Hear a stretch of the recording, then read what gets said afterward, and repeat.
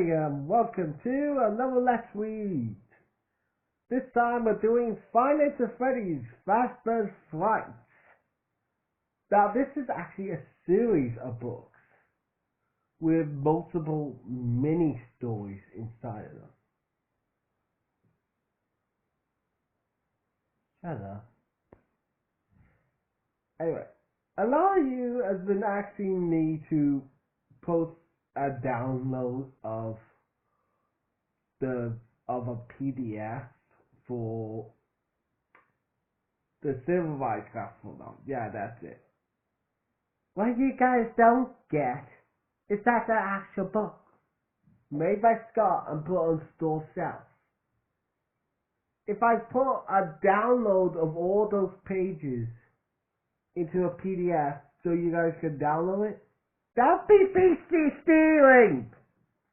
So no, I won't do that.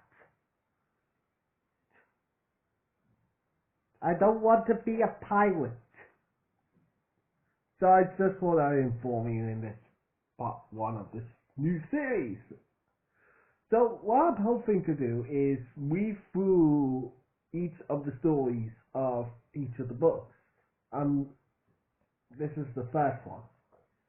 So each episode will be a story of the book. So hopefully one episode has one story in it. I just want to start off with a quick update and ask you, please stop asking for a PDF.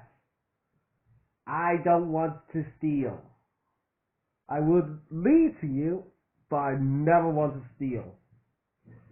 It's Scott's book, and I feel like I don't want to take that away from him.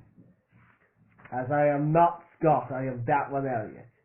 Anyway, let's start off with this book's actual title, which is Fazbear's Frights 1, Into the Pit. And that's the first story, Into the Pit. That possum still there. Oswald was looking out his window at the grey fairy corpse on the side of the road. It somehow looked even deader than it had yesterday. Last night's rain hadn't helped.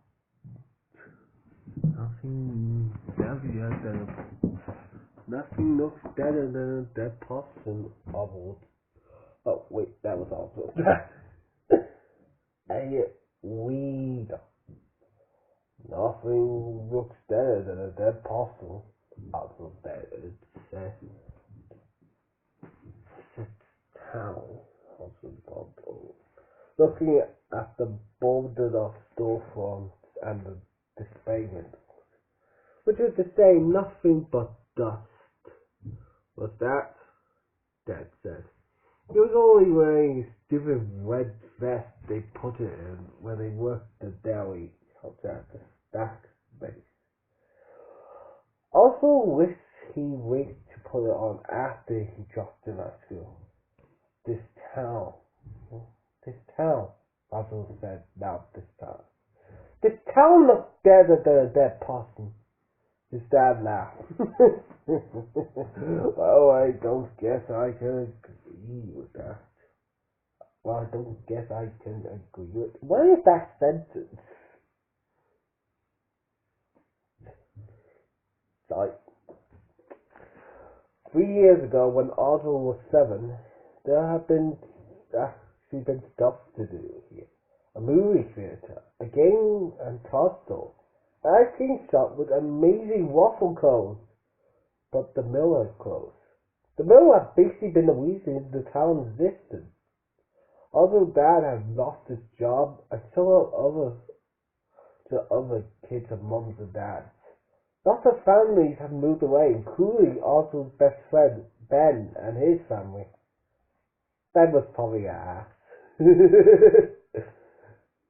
Oswald's family had stayed because his mom's job was steady, and they didn't want to move far away from Grandma. So Dad ended up with a part-time job at the snack space, which paid $5 an hour less than he made at the mill. and also watched the town die. One business after another shut down, like organs in a dying body, because nobody had the money for movies or games or maybe waffle cones anymore. Are you excited it's the last day of school? Dad asked. It was one of those questions adults always ask, like, how was your day? And did you brush your teeth? Oswald shrugged. I guess, but there's nothing to do with Ben gone. School's boring, but home's boring too. I lived it. I think I was exactly in this situation. I was once stuck in my own house because of school. I was basically kicked out of school. I won't get into it here, but I was basically kicked out of school. I was stuck in my house because I was too free to leave and didn't even have a key. So, and there was literally nothing to do with where I live. So, I feel you, man. I feel you. Sorry, keep checking that. When I was 10, I wasn't home in the summer until I got called in for supper, Dad said. I rode my bike and played baseball. I got into all kinds of trouble. Are you saying I should get into trouble? Oswald said. No, I'm saying you should have fun. Dad pulled into the drop-off line in the Westbrook and Dempsey. Have fun. Have fun. He made it sound so easy. Oswald walked through the school doors and ran smack to Dylan Cooper, the last person he wanted to see. Oswald was apparently the first person Dylan wanted to see, though, because his mouth spread in a wide grin. Dylan was the tallest critic in the 5th grade, and clearly enjoyed looming over his victims. Well, is it Oswald the Oswald? He said, his grin spreading impossibly like that. That one never gets old, does it? Oswald walked past Dylan and was relieved when his tormentors chose not to follow him. When Oswald and his 5th grade classmates were in preschool, there was a cartoon on one of the kids' channels about a pink ocelot named Oswald. As a result, Dylan and his friends started calling him Oswald the Ocelot on the first day of kindergarten and never stopped. Dylan was the kind of kid who picked on anything that made you different. If it hadn't been Oswald's name, it would have been his freckles or his cowlick. Cowlick? What the hell is a cowlick? That's the first time I ever heard of the word. Then again, books are the first time I ever heard of words. I don't read books. I don't read anything. I don't even know what the word is. What am I speaking right now? What are you saying? I am now. I don't know. That's really ridiculous. Okay, no for nothing. The name cards have gotten much worse this year. U.S. history. When they read that the man who shot John F. Kennedy was named Lee Harvey Oswald. Oswald would rather be an Oswald than an assassin.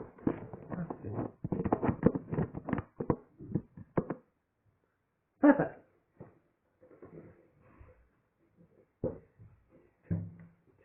Sorry, the shifting around thing I've used to record my voice. I found the perfect place to put it. On my windowsill.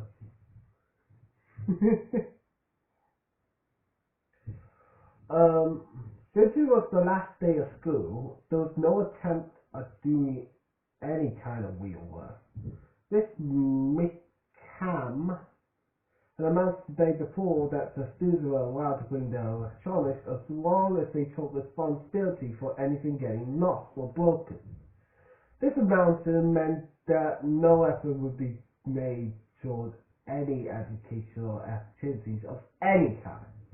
Although they didn't have any modern electronics. True, there was one laptop at home, but the whole family shared it and he wasn't allowed to bring it to school. He had a phone, but it was the saddest, most out-of-date model imaginable. And he really didn't want to take it out of his pocket because he knew any kid who saw would make fun of how pathetic he was. So while the other kids play games on the tablets or handheld consoles, also sat. After just sitting keen and intolerable, he took out a notebook and pencil and started to draw. He wasn't the best artist in the world, but he could draw well enough that his fingers were identical, and there was a certain cartoon quality about his drawing that he liked. The best thing about his drawing, though, was that he could get lost in it. It was like he fell into the paper and became a part of the scene he was creating. It was a welcome escape. He didn't know why, but lately he'd been drawing mechanical animals. Bears, bunnies, and birds. He imagined them being human-sized and moving with the jerkiness of robots in old science fiction movies. They were furry on the outside, but the fur covered a hard metal skeleton filled with gears and circuits. Sometimes he drew the animals exposed metal skeletons, or sketched them with the fur peeled back to show some of the mechanicals working on underneath. It was a creepy effect, like seeing a person's skull peeking out from beneath the skin. Oswald was so immersed in his drawing that he was startled when Mr. McCann turned off the lights to show a movie. Movies always seem like the teacher's final act of Death Theaters on the day before break. A way to keep the kids quiet and be still for an hour and a half before setting them loose for the summer. The movie Mr. McCann chose was, in Oswald's opinion, too babyish for a room full of fifth graders. It was about a farm with talking animals, and he had watched it before. But he watched it again, because really, what else did he have to do? At recess, kids stood around tossing a ball back and forth and talking about what was they do over the summer. I'm going to a football club. I'm going to a basketball club. I'm going to hand over my big football. I'm going to stand with my grandparents in Florida. Oswald sat on a bench and listened, for there would be no camps, and no pool monsters, and no trips, because there was no money.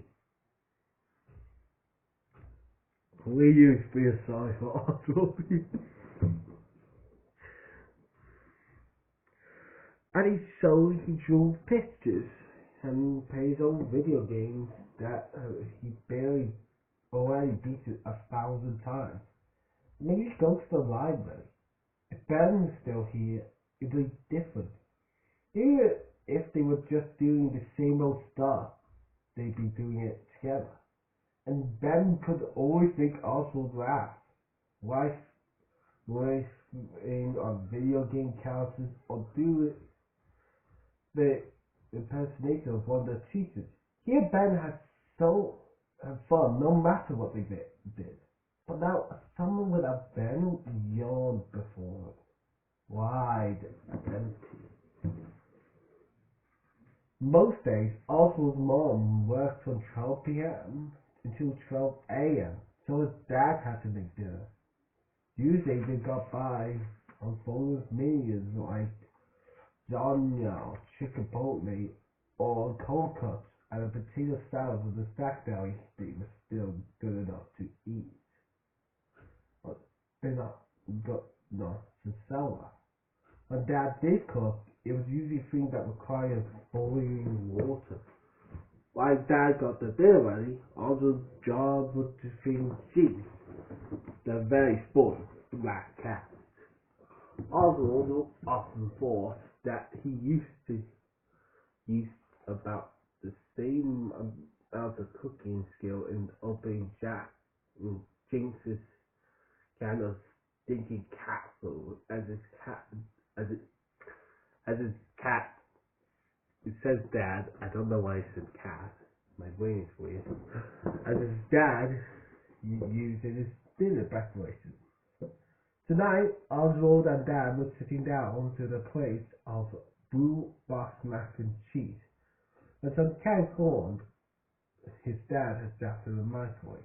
It was a very yum meal. You know, I was thinking, Dad said, spreading some ketchup on macaroni and cheese. Why did they do that? Oswald wondered. I know you're old enough to stay home by yourself, son, but I don't like the idea of you staying by yourself the whole day while your mom and I are off work. I was thinking you could ride in town with me in the mornings and I could drop you off with riding. You could read, sit there.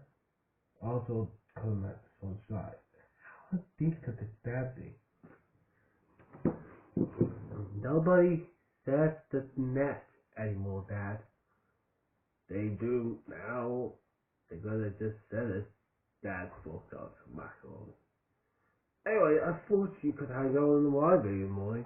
When you get home, you could head over to Jack's Pizza or Tyson's Soda. I could pick you up once the shift hours are free. Also consider for a moment. Jack's Pizza was kind of weird. It wasn't dirty exactly, but it was run down.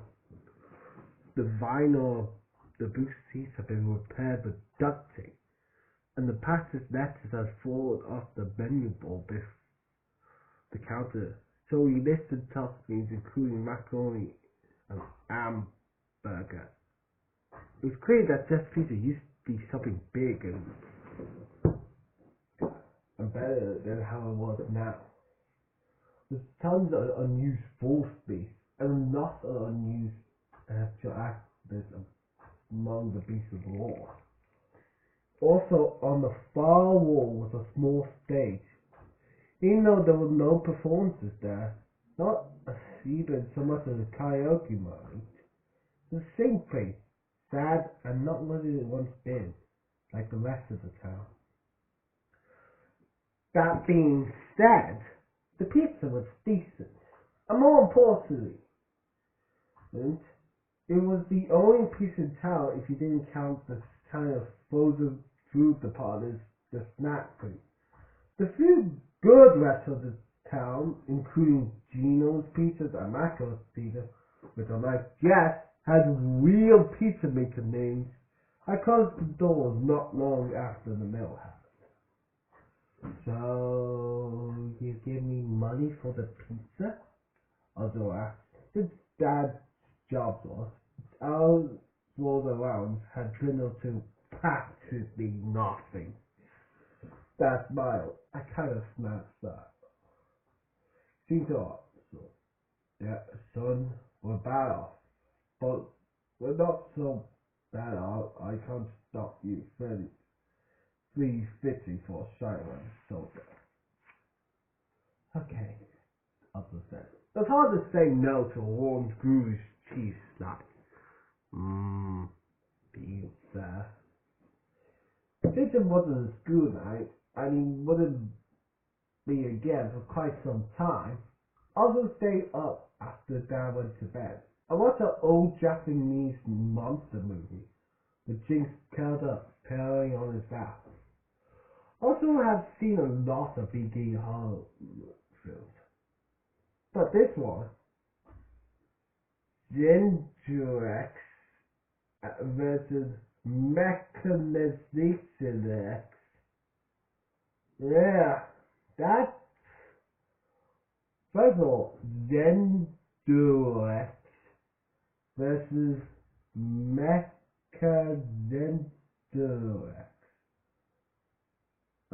I get Mecha Zentor. It's him versus a robotic self.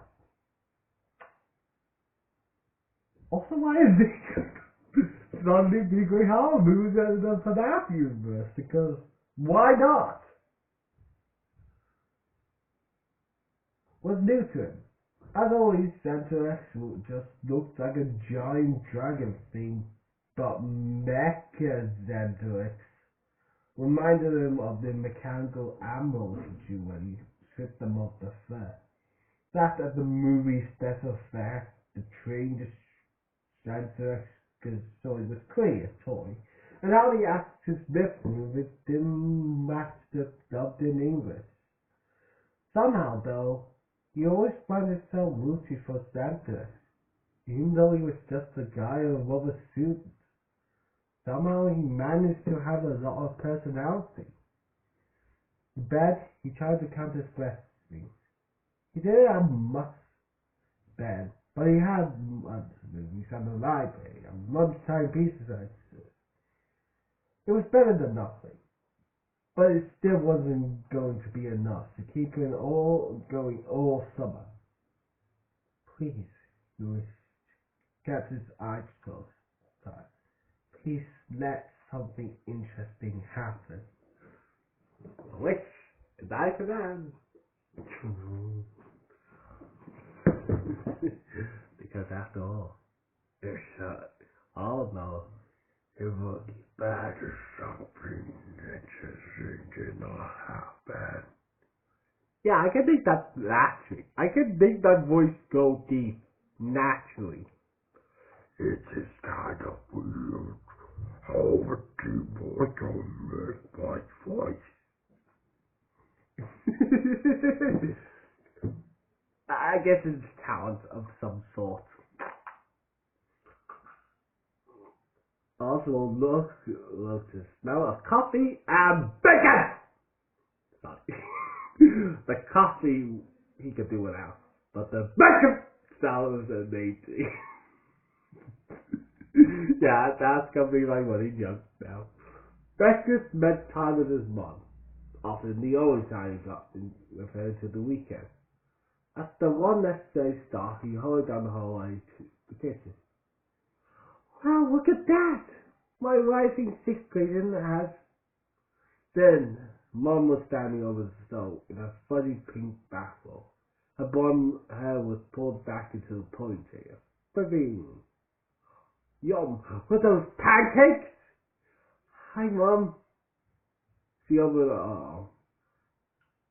I demand a morning hug! Arthur sighed like it annoyed him. But he went over and hugged her. It's funny, with Dad, he always said was too old for her. They never turned him down with his mum's open arms. Maybe it was because he didn't get to spend much time with her during the week. While he and Dad spent so much time together, they sometimes get on each other's nerves. He knew Mum missed him, and felt bad for having to work such long hours. But he also knew that since Dad's job as a snacksy was just part-time, Mum's long hours were most of the reason the bills were getting paid. Mom's always said that adult life was a fight between time and money. The more money you earned to spend on bills and necessities, the less time you got to spend with your family. It was a difficult balance. Oswald sat down at the kitchen table and thanked his mom when she poured his orange juice.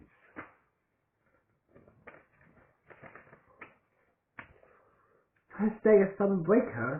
Mom went back to the stove to scoop out a pancake with a spatula. Uh-huh. He probably should have tried to sound more enthusiastic, but he couldn't master the end. She sipped the pancake onto his plate and then served him with 2 slices of bacon. Not the same without Ben, huh? He shook his head. He wasn't going far. Mom muffled his head. I know, it's a bummer. But hey, maybe a new friend will move to town. Oswald looked at Buffy. Why would anybody move here? Okay, I see your point, Mom said, smiling onto a non-pancake. But you never know. Or maybe somebody cool lives here. Somebody you don't even know yet. Maybe. But I doubt it, also said. These pancakes are great though. Mom smiled and ruffled his hair again. Well, I got that going for me anyway. Do you want some more bacon? More bacon! If you do, you better grab it before your dad gets in and vacuums it all up. Sure. It was also personal policy to never refuse more bacon! Look at it all. The library was actually kind of fun. He found the latest book in a science fiction series he liked, and a manga that looked interesting. Meaning like this is. As always, he's had to wait forever to use their computers because they were all taken by people who looked like they had no place else to be. Men with shaggy beards, wearing layers of waxy clothing. Two thin women with sad eyes and bad teeth. He reaches his turn politely, knowing some of these people use the library for shelter during the day. Then spent the night on the seats. I can't say that properly. Jeff Peter was as weird as he remembered. The big empty space beyond the booths and tables looked like a dance floor where nobody danced. The walls were painted a pale yellow, but they must have used cheap paint or only one coat. The shapes of whatever had been on the walls before was still visible. It probably been some kind of mural with people or animals, but now it's the shadow behind a thin ray or yellow paint. Also, sometimes tried to figure out what the shapes are, but they were too blobby to make out. Then there was the stage that never got used, standing empty but seemingly waiting for something. Though a feature even weirder than stage lay in the back right corner. It was a locked circle pen surrounded by yellow netting, but it had been rolled up with a sign that says, "Do not use." The pen itself was filled with red, blue, and green backwards balls that had been brightly colored once, but now were faded and fuzzy with dust. Oh god, that's the pit. That's the pit. Oswald knew that ball pits had been popular features in Kitty's playground, but had pretty largely disappeared because of concerns about hygiene. After all, who was going to disturb all those balls? Oswald had no doubt that if the ball pit had still barked there when he was little, his mom would have let him pay it once. As a licensed practical nurse, she was always happy to point out places where she found too germy to play it. And when Oswald would complain that she never had any fun, she'd say, "You know what's not fun? Pink eye." Except for the empty stage and the ball pit. The strangest feature of Jeff Peter was Jeff himself. He seemed to be the only person who worked there.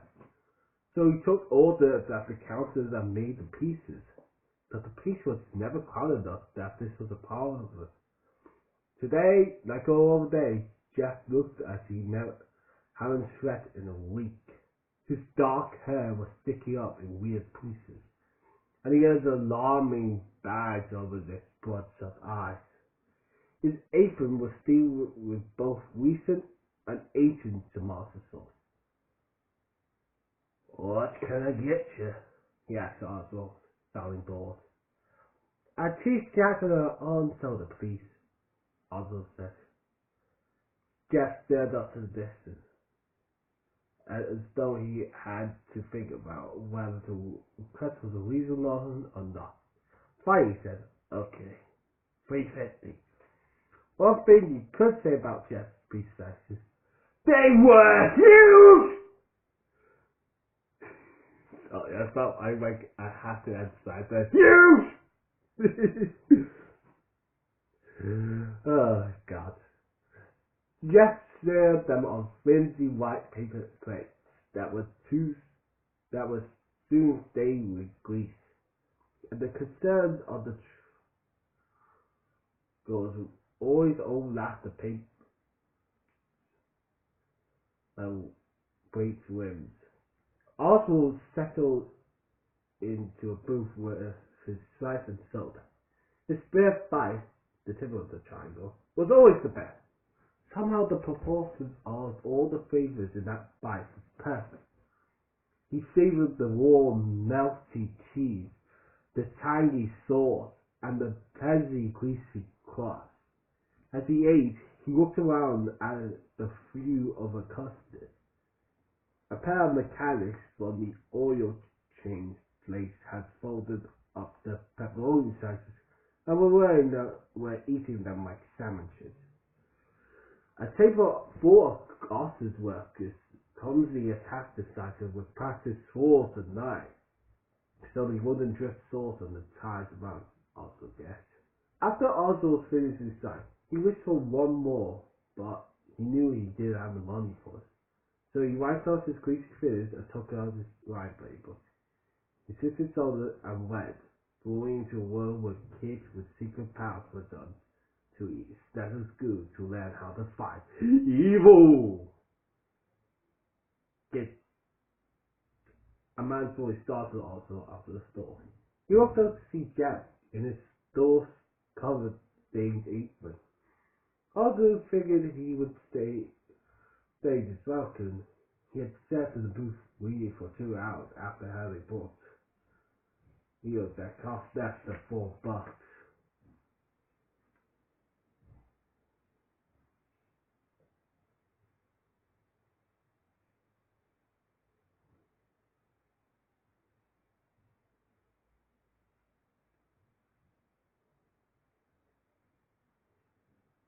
Alright, I think that's good enough to end for now. So, like I said, I'm going to read these one by one.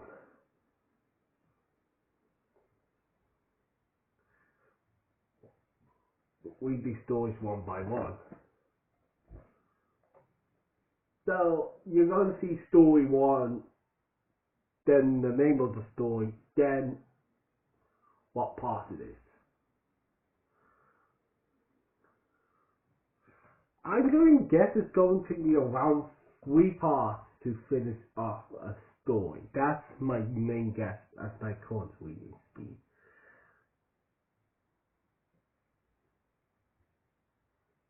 But hey, it's a guess. No, I'm not making that joke. So I hope you guys understand why I don't want to give you guys a PDF file of Civilized.